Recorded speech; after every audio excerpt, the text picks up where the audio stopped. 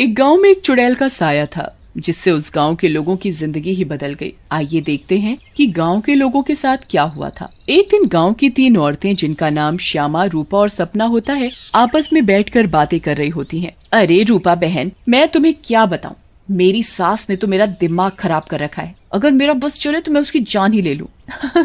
अरे क्या हुआ श्यामा बहन, इतना गुस्से में क्यों हो? शांति मौसी ने क्या कर दिया? हाँ तुम घर में अकेली हो ना, इसीलिए इतने मजे से रहती हो। हमसे पूछो जिनकी सास है, एक तो खाती हैं इतना, रोटी बना बना कर मेरे तो हाथ ही थक जाते हैं, ऊपर से हर काम में कमियां निकालती हैं। सही कह रही हो श्यामा बहन, मेरी कहानी भी कुछ कुछ तुम्हारी तरह ही है। मैं तो जरा सा अपने मर्द के साथ बैठ क्या जाऊं, पता नहीं कहां से बुढ़िया को खबर मिल जाती है, वहीं आकर सर पर खड़ी हो जाती है।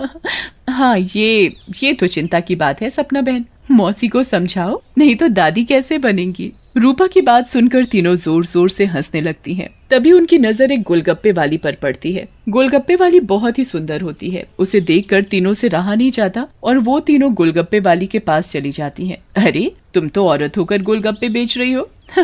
ये तो पहली बार देखा है। अरे तो बहन, इसमें बुराई क्या है, कोनो गलत काम थोड़ी ना कर रहे हैं, मेहनत कर रहे हैं। वैसे आप लोग खाओगे गोलगप्पे? बातें तो बहुत अच्छी बनाती हो, चलो देखते हैं गोलगप्पे कैसे हैं। उसके बाद श्यामा और सपना दोनों गोलगप्पे खाने लगती हैं और रूपा वहीं खड़ी हो जाती है। रूपा को ऐसे खड़े देख गोलगप्पे वाली बोलती है, अरे बहन, आप नहीं खा रही गोलगप्पे? क्या हुआ, कहीं आपको अपने फिगर खराब होने का डर लग रहा है क्या?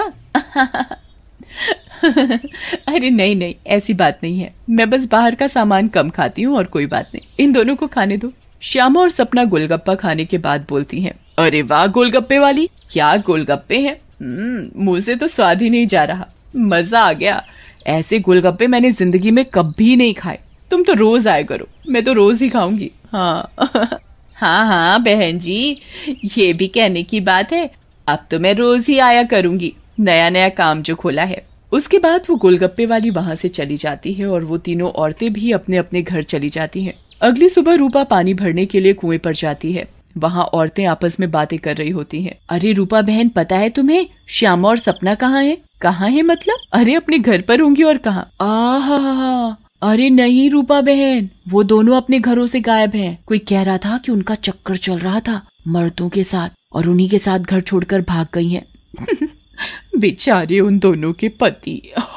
रूपा को ये बात सुनकर बहुत गुस्सा आता है और वो बोलती है, तुम्हें शर्म आनी चाहिए, औरत होकर औरतों के बारे में ऐसी बातें करते हो। ऐसा कहकर रूपा वहाँ से चली जाती है। शाम को वही गोलगप्पे वाली गांव में फिर से आती है। चीनू और टीनू नाम के 2 मंचूले उसे देखकर बोलते हैं, अबे टीनू, वो देख क्या लड़की है, एकदम एक नंबर, ये तो तेरी भाभी बनने लायक है बीड़ू। सही कह रहा है चीनू, लेकिन इसमें थोड़ा गलती होने का, ये अपन की नहीं, तेरी भाभी बनने लायक है, समझा क्या? फिर वो दोनों गोलगप्पे वाली के पास जाते हैं और बोलते हैं, ए गोलगप्पे वाली, क्या गोलगप्पे खिलाएगी हम दोनों को? आप दोनों भी कैसी बातें करते हैं, ये गोलगप्पे क्या मैंने पानी भरकर होली में मारने के लिए रखे हैं? आप बहुत मजा किया हो मेरी तरह। वैसे क्या नाम है आपका? नाम में क्या रखा है साहब, आप गोलगप्पे खाइए ना, अगली बार आऊंगी तो नाम भी पता चल जाएगा। फिर चीनू और टीनू गोलगप्पे खाने लगते हैं। वाह, क्या गोलगप्पे हैं, इतने टेस्टी, लगता है तुम्हारे हाथ चूम लूं। मजा आ गया, मजा। फिर टीनू और चीनू गोलगप्पे वाली के सारे गोलगप्पे खा जाते हैं। अरे आप दोनों तो बहुत सारे गोलगप्पे खा गए, कहीं आपका पेट ना खराब हो जाए। कुछ नहीं होगा हम दोनों को, हम दोनों का बॉडी एकदम स्टील के माफिक है। वैसे कल आएंगी आप यहाँ? लेकिन गोलगप्पे वाली कुछ नहीं बोलती और वहाँ से चली जाती है। रात में ज्यादा गोलगप्पे खाने की वजह से टीनू और चीनू के पेट में दर्द होता है।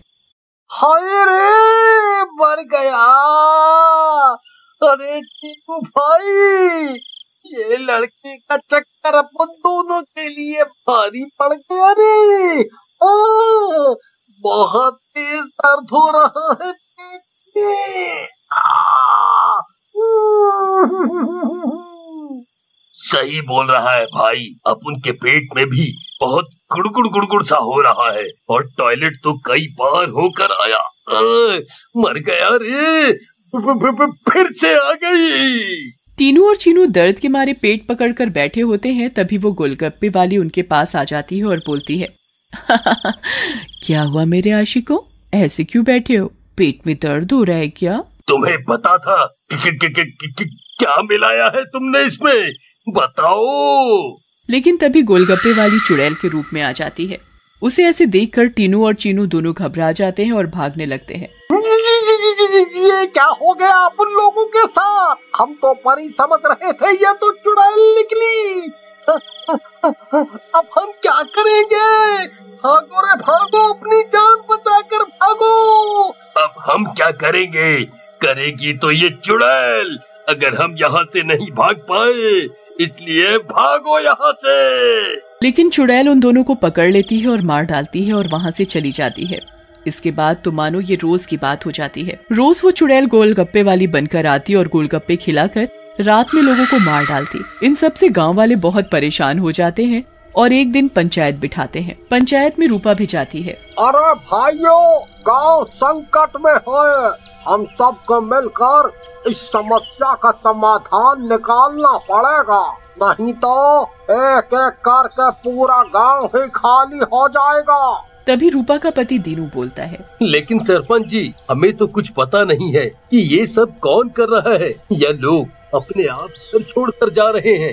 सही कह रहे हो दीनू बेटा, लेकिन हम ऐसे शांत तो नहीं बैठ सकते और अपने गांव वालों को जाने नहीं दे सकते। हमें कुछ तो करना ही होगा। हाँ। फिर पंचायत में कोई भी फैसला न निकलने पर सभी गांव वाले अपने अपने घर चले जाते हैं। उसी दिन दोपहर में चुड़ैल फिर से गोलगप्पे वाली का भेष बदल कर गाँव में आती है।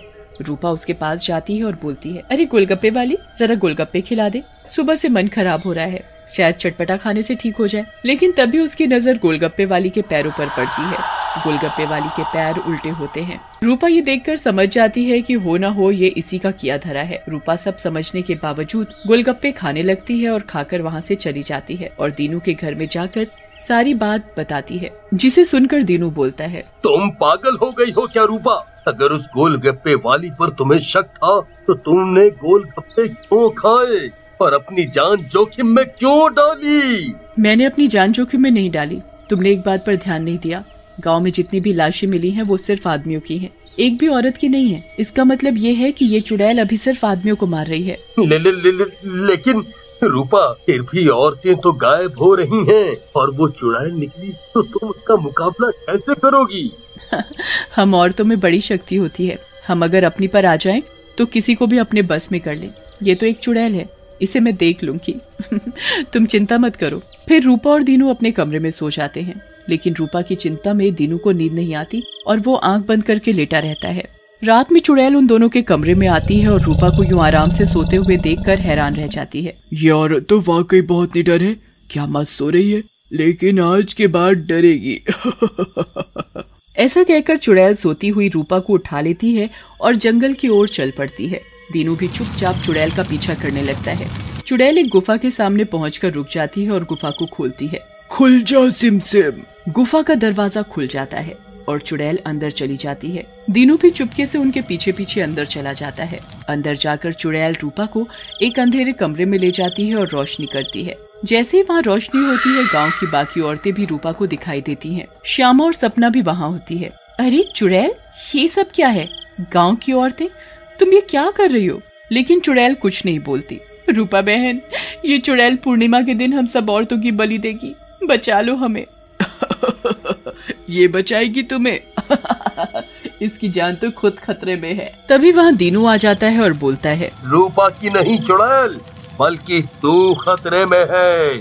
दीनू सब औरतों को जलती मशाल दे देता है। चुड़ैल, तूने हमको और गांव वालों को बहुत परेशान किया है, गोलगप्पों की कसम तुझे छोड़ेंगे नहीं। ऐसा कहकर औरतें चुड़ैल के ऊपर मशाल डाल देती हैं और चुड़ैल जलने लगती है। मुझे जाने दो, छोड़ दो। लेकिन चुड़ैल थोड़ी ही देर में जलकर भस्म हो जाती है।